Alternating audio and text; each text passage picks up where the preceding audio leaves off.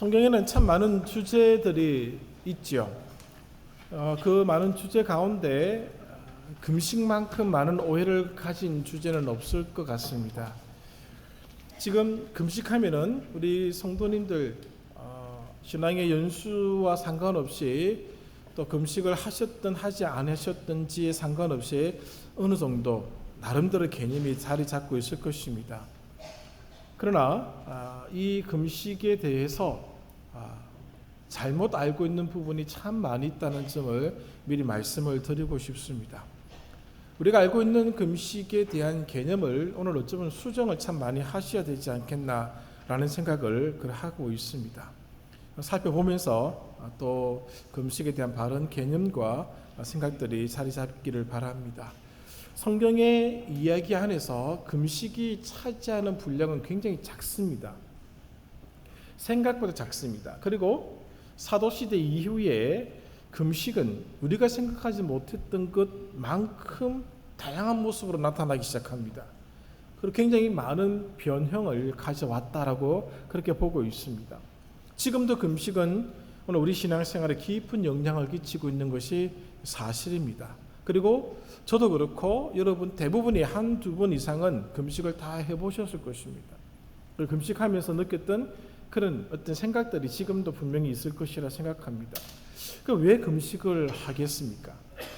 금식하는 이유가 분명히 있다는 것이죠. 대부분 세 가지 정도로 정리를 하고 있더라고요. 첫 번째는 어떤 이득을 얻기 위해서 금식하는 경우가 참 많이 있습니다. 금식하면서 기도하면 좀 특별한 느낌을 받지 않습니까? 지금 내가 기도하는 이것에 대한 나름대로의 어떤 뭔가를 향한 어떤 의지도 또 그런 깊은 생각들이 분명히 잠겨 있다는 것이 사실이죠. 그리고 그렇게 기도하면 또 간절함이 더 사실 묻어나는 것도 있습니다. 두 번째는 금식하면서 기도하면 기도 응답의 확률을 높일 수 있다는 기대감이 있습니다. 그래서 어떤 문제가 생기면은 새벽에 나와서 기도하죠. 그리고 금식하면서 기도하는 경우를 우리는 종종 보곤 합니다. 그렇게 금식하면은 하나님께서 나의 기도를 다른 때보다는 조금 더 들어주시지 않겠나라는 그런 기대감이 솔직히 있죠. 세 번째는 고차원의 영성에 도달할 수 있는 방법이 금식이라고 생각을 하고 있습니다. 사막의 교부들이 그랬습니다. 많은 수도사들이 그랬습니다. 금식하면서 기도함으로써 자신이 영적인 사람이다, 자신이 하나님과 어느 정도 교통하고 있는 그런 사람이다라고 하는 것을 보이는 방법으로 금식을 많이 사용하더라는 것이죠. 그러나 이런 것들과 금식 혹은 금식 기도는 아무런 관련이 없습니다. 그럼 이렇게 생각할 수 있겠죠. 저 사람 잘 모르는 것 아니야? 저 목사 좀 모르네? 그 생각이 좀 언뜻 드실 수가 있겠습니다만은 성경 한번 다 뒤져보십시오. 이런 것들과 금식은 아무런 관련이 없습니다. 물론 금식하면서 기도하면 금식 그 자체가 주는 기쁨이 있습니다. 금식을 뛰어넘는 기쁨을 경험하기도 합니다. 육신을 통제하면서 기도하는 거, 육신을 통제하면 할수록 기도 욕구가 올라가는 것도 사실입니다. 그러나 성경에서 말씀하고 있는 금식은 그 무엇인가를 이루고 성취하기 위한 도구로 사용된 적이 단 한 번도 없다는 것입니다. 고대 유대교의 문헌에서도 그런 기록은 없습니다. 그리고 랍비 문헌에서도 그런 기록은 없다고 알려져 있습니다. 성경은 금식에 도구적으로 접근하지 않습니다.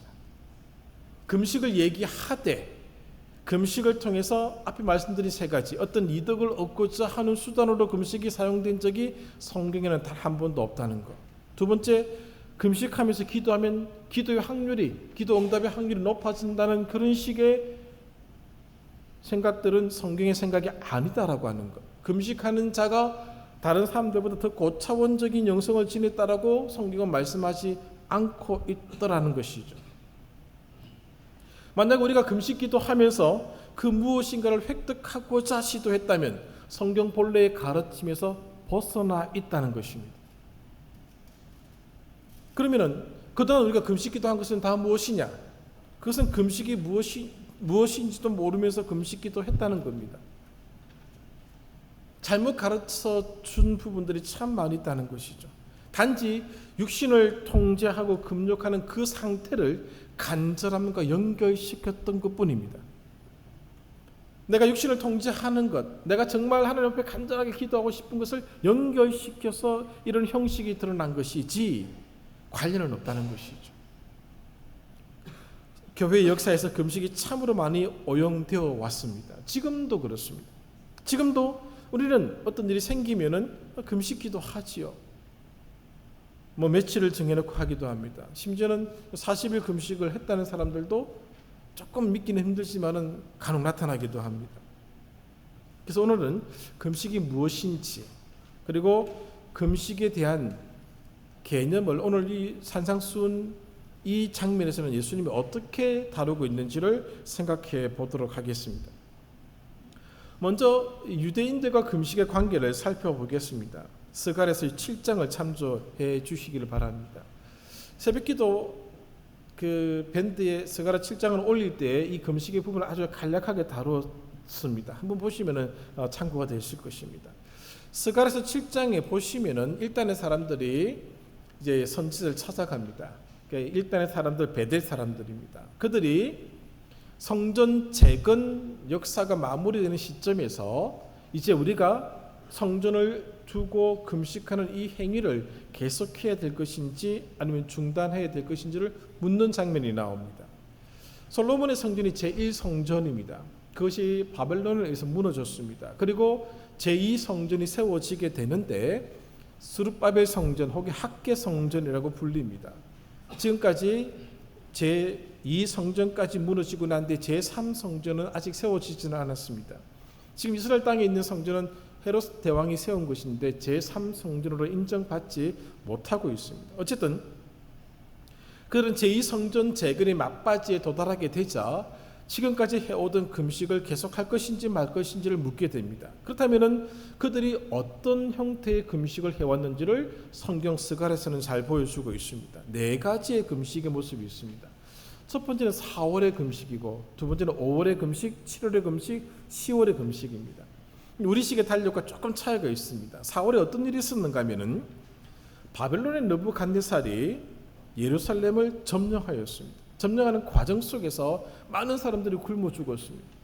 그것을 잊지 말자라고 해서 그날 금식을 했던 것이죠. 5월 달에는 이 느부갓네살의 군대 장관이었던 느부사라단이 예루살렘을 불태워 버렸습니다.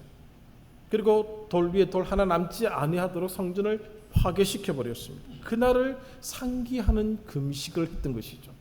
7월의 금식은 바벨론이 이제 예루살렘 완전히 점령하고 나서 물러나가면서 그게 총독을 세웁니다. 그달랴라는 총독을 세우게 됩니다. 그런데 이 그달랴를 이스마엘 사람들이 그달랴와 그의 주변의 사람들 대학살하는 끔찍한 일이 일어납니다. 그날을 기억하고 상기하자라고 해서 금식을 했었습니다. 그리고 10월의 금식은 느부갓네살이 예루살렘을 포위하기 시작합니다. 포위하기 시작하면서 점점 이제 망하게 했죠. 근데 그 시작했던 날을 금식의 날로 선포하고 그들이 금식을 했던 것입니다. 자, 이 장면에서 우리가 금식이 어떤 것인지를 좀 알 수가 있습니다. 금식은 무엇인가 하면은 심각하고 비통한 상황에 놓인 인간이 보이는 몸 전체의 반응이라는 것이죠. 예루살렘이 지금 포위당했습니다. 포위당했을 때 사람들이 굶어 죽습니다. 심지어는 자기의 자식들마저 잡아먹는 비참한 일들이 일어나고 있습니다. 그리고 그들 눈앞에서 예루살렘 성전이 불타 없어지는 그런 것을 보았던 것이죠. 그런 상황에 대한 인간이 보일 수 있는 몸의 반응이, 몸의 대응이 금식이라는 겁니다. 그런 비통한 일을 당했을 때에 그렇게 반응한다는 것이죠. 우리들도 그런 경험을 많이 하지 않습니까? 사랑하는 사람이 죽었습니다. 그것에 대한 반응을 보이는 거죠. 울기도 하고 음식을 끊어버리기도 하는 그런 모습들을 보이는 그것을 얘기하고 있다는 것입니다. 그러므로 금식은 어떤 이득이나 기도의 응답을 받아낼 도구, 고차원의 영적 상태를 보여주기 위한 것이 아니다라고 하는 것입니다. 금식은 비통한 삶의 순간에 대한 우리들의 반응입니다. 나라를 잃었습니다. 어떻게 밥이 목구멍으로 넘어가겠습니까? 금식할 수밖에 없는 것이죠. 몸으로 그런 것을 반응한다는 것입니다. 그런데 금식이 자꾸 이상한 형식으로 변형되기 시작했다는 것이죠. 금식은 하나님의 마음을 조금이나마 느껴보는 시간이 아닌가 싶습니다. 금식은 비통한 순간을 직시하시는 하나님의 애절함을 배우는 시간입니다. 파토스란 단어를 쓰고 있는데 아브라함 요시아 헤셀이 쓴 대작이 하나 있습니다. 예언자들이라고 하는 책입니다. 한 2000페이지가 되는 방대한 책입니다. 그 책을 보면은 선지자들을 다루는 책입니다. 선지서를 연구한 책입니다. 선지자들이 어떤 사람들인가? 그러니까 하나님의 파토스를 드러내는 자들이다라고 이 헤셀은 얘기를 하고 있습니다. 지금 우리가 갖고 있는 이 어감하고 조금 느낌은 다릅니다만은 선지자들을 통해서 하나님이 지금 이스라엘 백성들을 바라보고 있는 그 마음을 드러내고 있다는 것이죠. 이 예언자들 책, 어려운 책입니다만은 선지서를 연구하는 사람들 반드시 읽어야 될 필독서 중에 하나인 것이죠. 금식은 비통한 순간을 직시하시는 하나님의 마음을 오늘 우리의 몸으로 표현하는 것이라는 것이죠.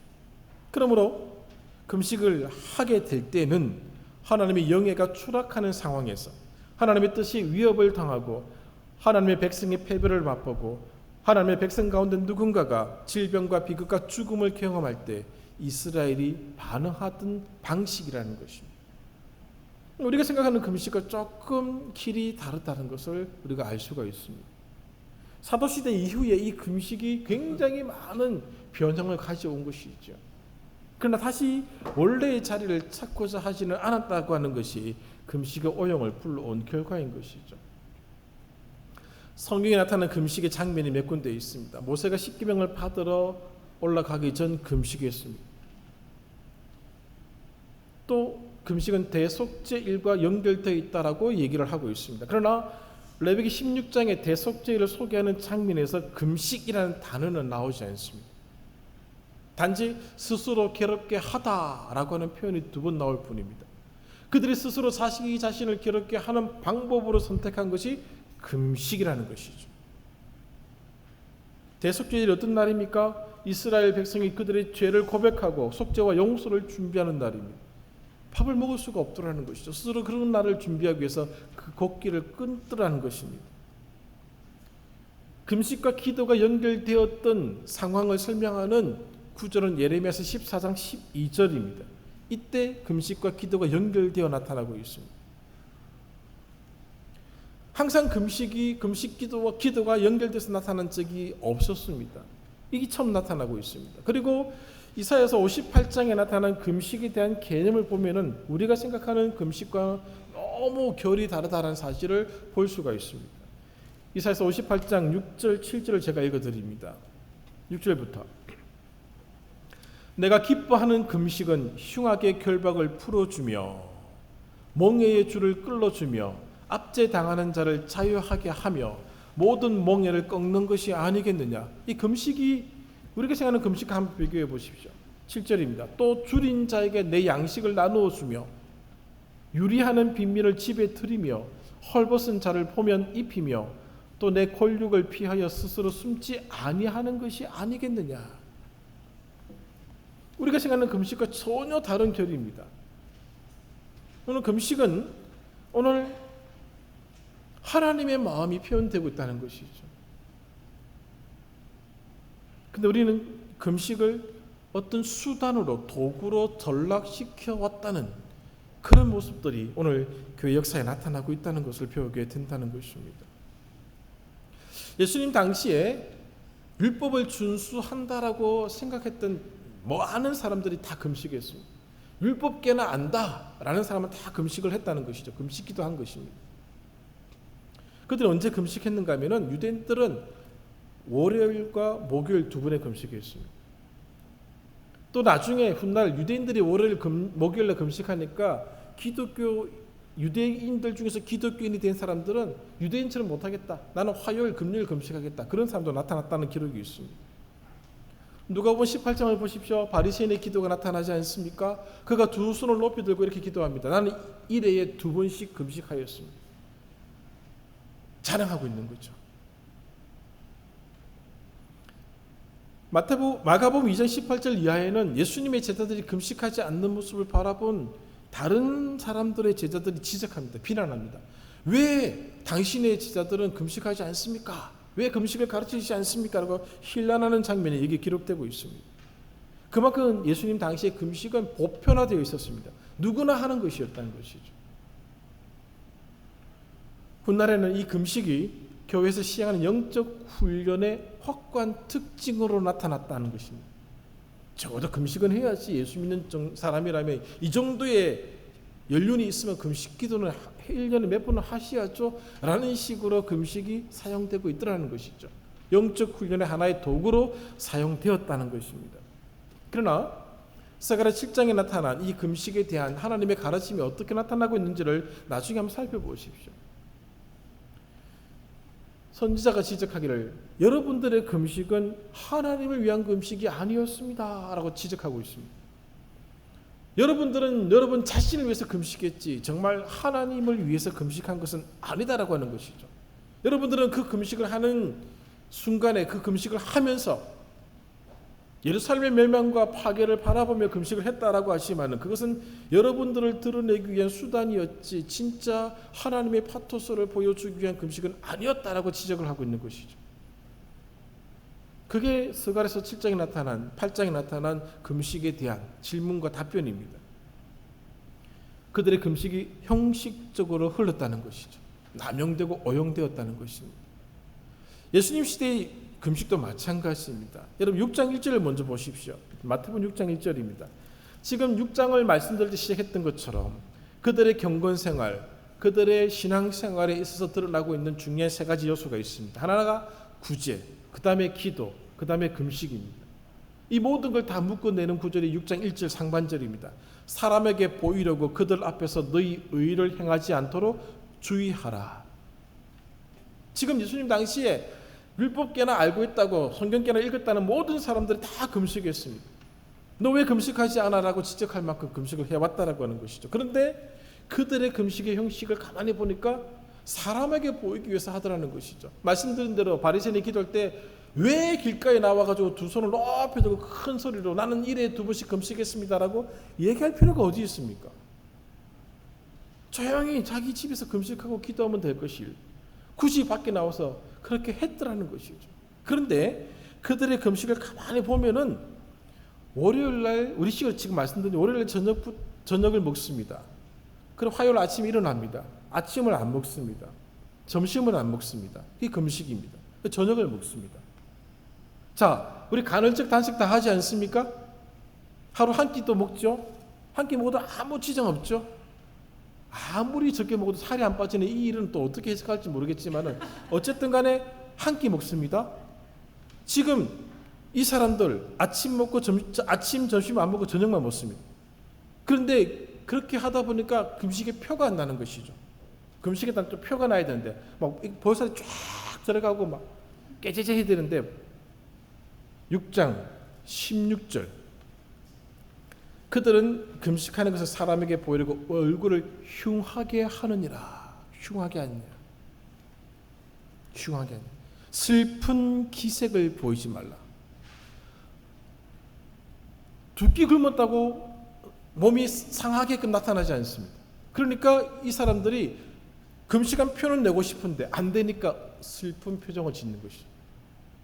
우리식으로 면도 안 하고 깨재시한 표정 나타나가지고 머리 막 끌어놓고 나 금식했습니다라고 보이더라는 것이. 사람에게 보이기 위한 금식이 그 당시 얼마나 편만해졌는지 모른다는 것이. 지금 스가랴 쓰든지 이사야 쓰든지 지금 금식에 대해서 이렇게 말씀하실 때에는 그 시대의 금식도 사람에게 보여주기 위한 금식으로 흘러갔다는 것이죠. 예수님 당시는 그것이 너무 심해졌다는 것이죠. 어떤 사람은 금식했다는 표를 내기 위해서 옷을 찢어버립니다. 나 금식했다고 막 찢고 나타납니다. 사람들이 와 대단하다 이렇게 얘기해 준다는 것이죠. 그 칭찬이 너무 듣고 싶었다고 하는 것이죠. 이런 행동은 사람의 이목을 끌기 위한 행동이었습니다. 점차 이 사람이 슬픈 기색을 보이자 이 사람은 또 얼굴에 뭐 바르고 나타나서 나는 더 금식해서라고 보이기 시작했다는 것이죠. 분명히 일주일에 한 번 금식했다가 일주일에 두 번 금식하는 일들이 생겨났을 것입니다. 눈에 보이지 않으시는 하나님의 마음을 표현하는 것이 아니라 의도적으로 사람의 이목을 끌고 있었다는 것이죠. 금식이 그만큼 오용되고 있었다는 것이죠. 그들에게 금식의 내용은 무의미했고 오직 금식의 형식만, 외형만 남았던 것이죠. 이런 모습을 어떤 신학자가 표현하기를 길거리 공연이라고 표현합니다. 길거리 공연. 오늘 16절 보십시오. 그들은 자기 상을 이미 받았느니라. 자, 길거리 공연했습니다. 사람들이 어떻게 하죠? 너 잘한다. 박수 쳐줬다는, 상 받았다는 것이죠. 그것은 금식이 아니다라고 하는 것이죠.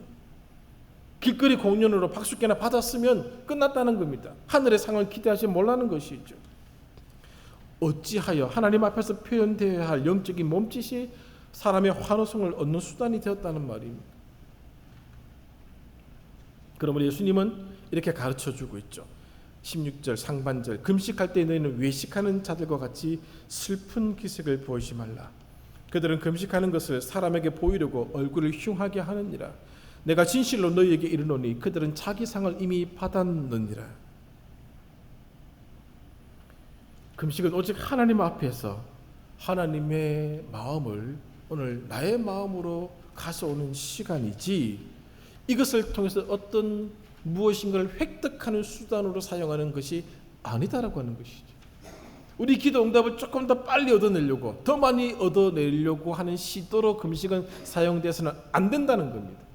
내가 영적인 사람이다, 내가 참 대단한 영적 고수다라고 하는 것을 드러내기 위한 수단도 아니다라고 하는 것이죠. 그만큼 이 영적 생활, 경건 생활이 윗선으로 흐르고 있었다는 것입니다. 구제도 그렇고 기도도 그렇고 금식도 그러했다라고 하는 것입니다. 모든 경건 생활은 하나님께 집중하기 위해서 그렇습니다.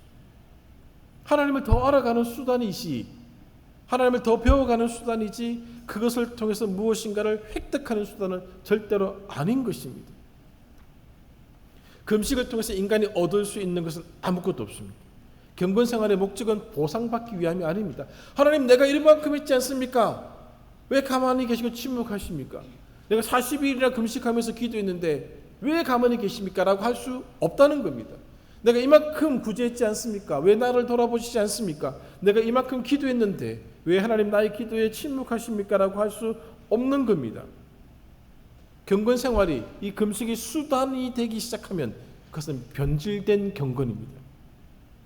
금식을 통해서, 경건 생활을 통해서 사람의 평판을 얻고자 한다면 금식하지 마십시오. 차라리 금식하지 않는 것이 더 낫습니다. 오늘 얼마나 많은 사람들이 잘못된 방향으로 이 금식을 행하고 있는지 모르겠습니다. 가장 심각한 것이 무엇인 줄 아십니까? 금식하면서 하나님을 자기들이 원하는 대로 조종할 수 있다는 생각을 한다는 거죠. 목숨 걸고 하나님 뜻 바꾸겠다는 거죠.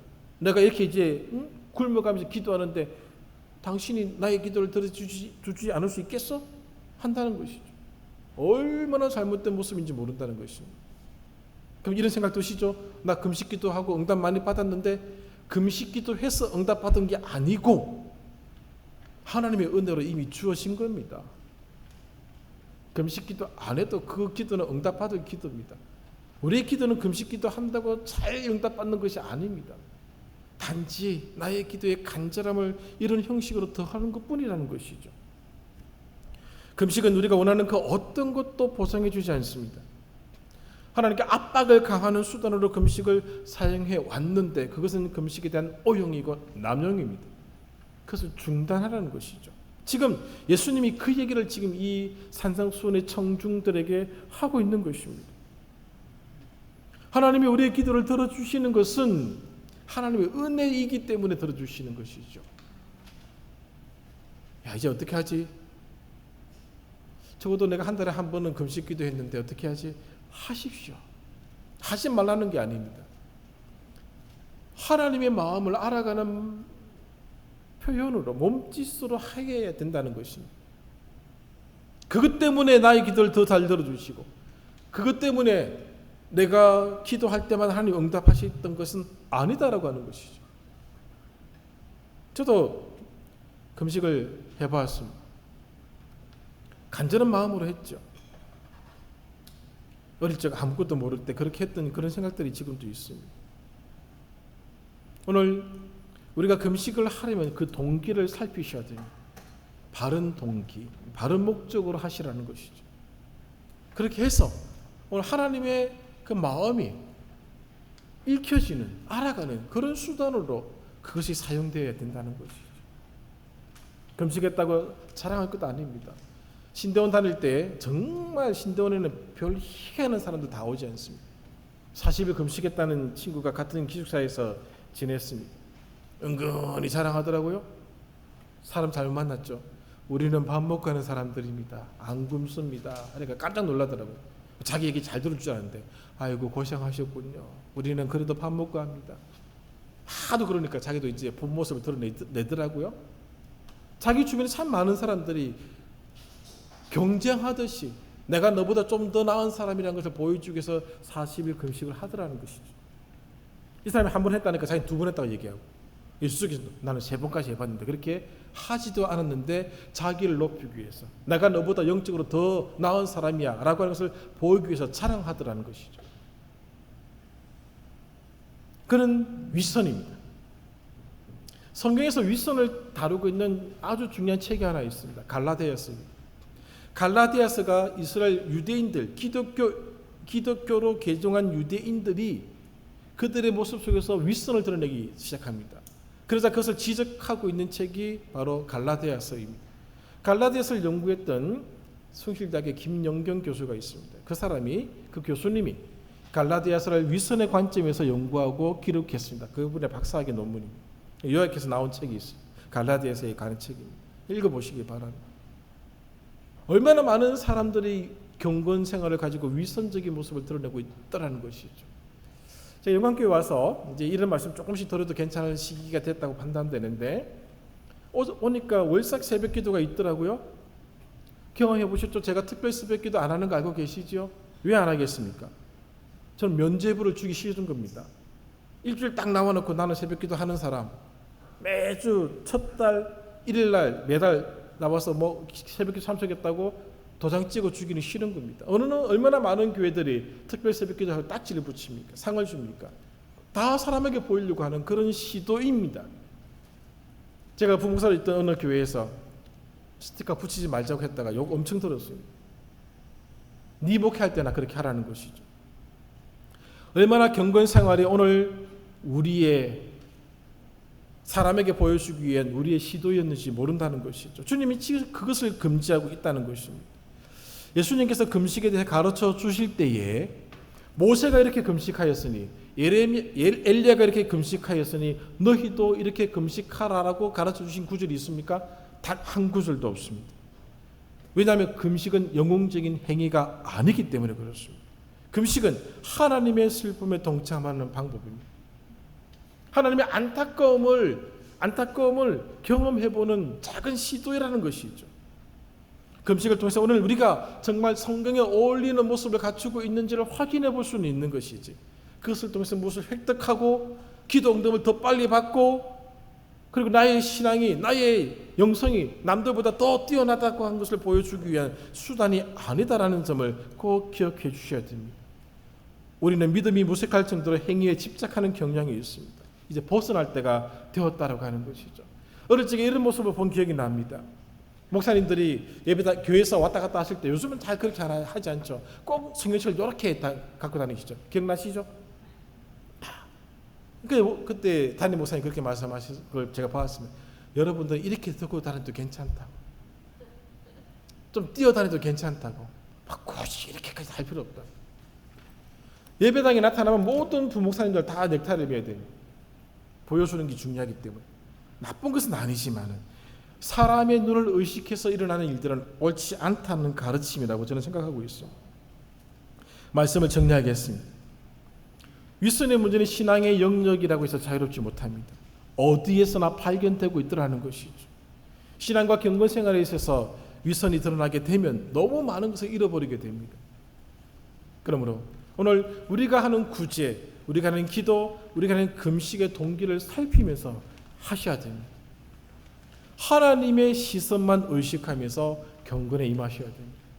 금식을 하십시오. 하실 만한 얘기가 아닙니다. 하되 하나님만 의식하면서 하십시오. 하나님의 마음을 읽어내기 위한 도구로 그것을 사용을 하시기를 바랍니다. 큰 일이 생겼습니다. 가정에나 국가적으로 사회적으로 어려운 일이 생기고 힘든 일이 생겼습니다. 그것을 바라보시는 하나님의 심정을 우리가 알아가기 위해서 금식을 할 수 있습니다. 그러나 이것은 획득의 수단이 아님을 분명히 알아주시기를 바랍니다. 우리 영광교회를 위해서 기도해 주시고 금식하는 건 나쁘지 않습니다. 그러나 사람에게 보이기 위해서 나는 이 정도 해, 아무 의미가 없습니다. 물론 좀 제가 극단적인 사람이라 이렇게 표현합니다만 하나님 안 들으십니다. 사람에게 보여주기 위한 것은 하나님 귀 기울이지 않습니다. 18절을 보십시오. 이는 금식하는 자로 사람에게 보이지 않고 오직 은밀한 중에 계신 내 아버지께 보이게 하려 함이라. 은밀한 중에 보시는 내 아버지께서 갚으시리라. 사람이 갚아주기를 기대하지 마시고 은밀한 중에 계신 아버지께서 갚아주기를 바라면서 금식하시고 금식기도 하십시오. 그게 옳은 것이죠. 우리 잘못된 길로 너무 많이 갔던 거 이제 돌이키셔야 됩니다. 우리 영광교회 모든 성도들은 경건의 생활에 있어서 하나님을 의식하면서 하시기를 바라고 사람의 눈을 의식하지 마시기를 바랍니다. 그래서 오늘 바른 길을 걸어가는 그런 교회와 그런 성도들의 모습이 되기를 간절히 소망합니다. 기도하겠습니다.